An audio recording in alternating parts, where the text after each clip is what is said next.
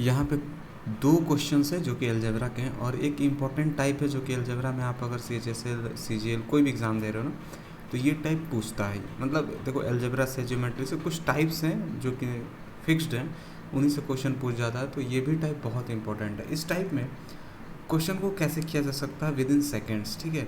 तो मैं यहाँ पे शॉर्ट तरीके बताऊँगा, और आपको ये भी बता दूंगा कि इसको मतलब आप नॉर्मल वे में कैसे किया जा सकता है, नहीं कि बेसिक वे में मतलब ढंग क्या है इस क्वेश्चन को करने का। पर एग्ज़ाम में आपको ढंग से नहीं करना होता है, बस आपको आंसर लाना होता है। तो इस टाइप के क्वेश्चन का बिल्कुल याद कर लो कि ऐसा टाइप दिखे तो आपको कैसे क्वेश्चन को करना है। यूजुअली लोग छोड़ना पसंद करते हैं ऐसे क्वेश्चन को अगर उनको ना आता हो, क्योंकि उनको पता है कि टाइम तो लगेगा इस क्वेश्चन को बनाने में। अब देखो, ये क्वेश्चन दिया है और यहाँ पे ABC और 8 कॉमन दिया हुआ है, ऐसा ही क्वेश्चन पूछ जाता है। हमेशा देखोगे तो ये 8 टिक करोगे, बस मैं 8 समझा रहा हूँ बेसिक कैसे बनाएंगे।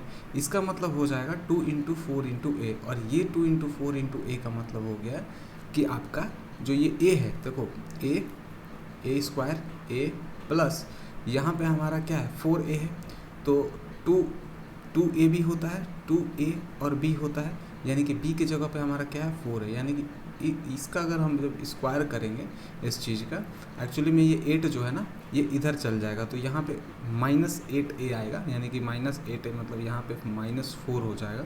और ऐसे ही करके आप बी और सी का वैल्यू निकाल सकते हो। और जो 96 दिया हुआ ना, ये टूट टूट के ये जो 4 हुआ है, या फिर ये 16 आएगा, इसका स्क्वायर करेंगे तो 16 आएगा, और प्लस इसका फिर से स्क्वायर करेंगे तो 16 आएगा, फिर से जो भी करेंगे तो ये टूट टूट के 96 जो है इन तीनों में ABC में डिस्ट्रीब्यूट हो जाएगा। और कुछ ऐसा ही आपका आंसर आएगा A-B, फिर आपका आएगा B-4, ठीक है, और आएगा आपका यहाँ से मैं डायरेक्ट बता दे रहा हूँ, आपका आएगा C का वैल्यू आपका हो जाएगा -8, यानी कि C+8, ठीक है। कुछ ऐसा आपका वैल्यू आना चाहिए। अब डायरेक्ट इस क्वेश्चन को कैसे करेंगे, ये तो हो गया आपका रास्ता। अब मैं ये क्वेश्चन आपको बता दे रहा हूँ, इसके बाद से आपको खुद से नीचे वाला क्वेश्चन करना है, ठीक है। तो आप ये देख लो। अब देखो, आपको दिख रहा है कि यहाँ 8 है, हमें यहाँ बस ध्यान देना है। यहाँ पे 96 आप इक्वेशन को पकड़ लिया कि किस टाइप का क्वेश्चन है। अब यहाँ पे हमें पता है 2 इंटू 4 इंटू ए होगा ए दिया हुआ है यहाँ पे, और बस 4 आ रहा है, यानी कि जो 4 है ना यही ए का वैल्यू हो जाएगा, ठीक है। जब आप सॉल्व करोगे तो पता चल जाएगा, ए का वैल्यू डायरेक्ट आपको 4 रख देना। क्यों?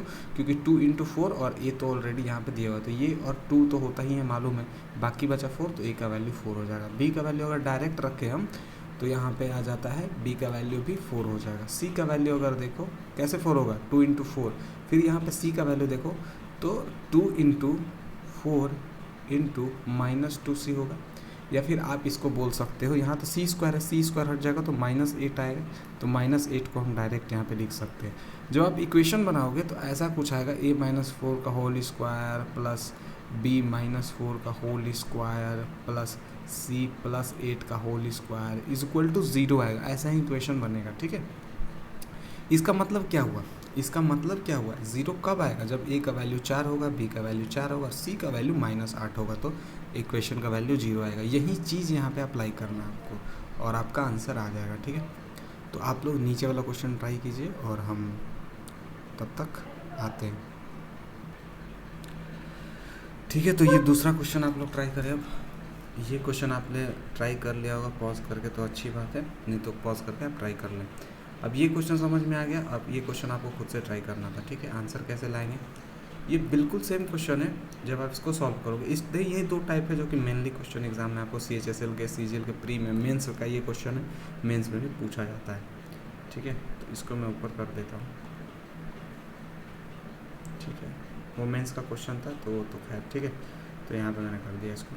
अब देखो, ऐसे क्वेश्चन में क्या करते हैं ना, ये 61 तो इधर चला जाएगा, ठीक है। तो 61 पे ध्यान नहीं देना आपको, फिर से यही इस चीज़ पे ध्यान देना।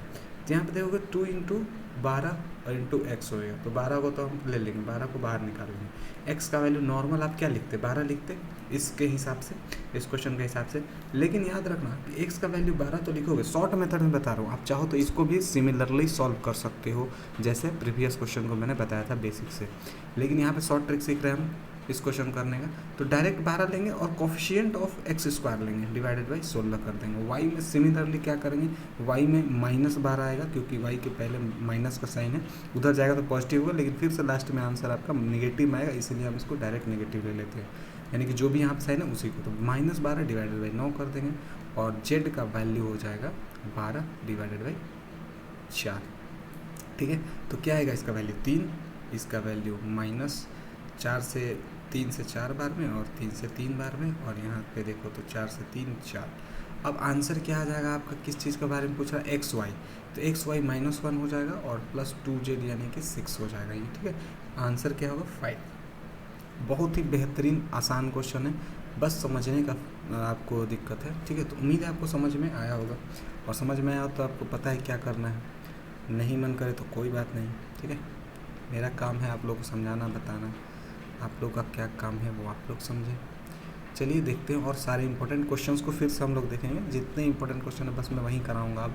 ठीक है, इस चैनल पर आपको बस वही सब क्वेश्चंस मिलेंगे।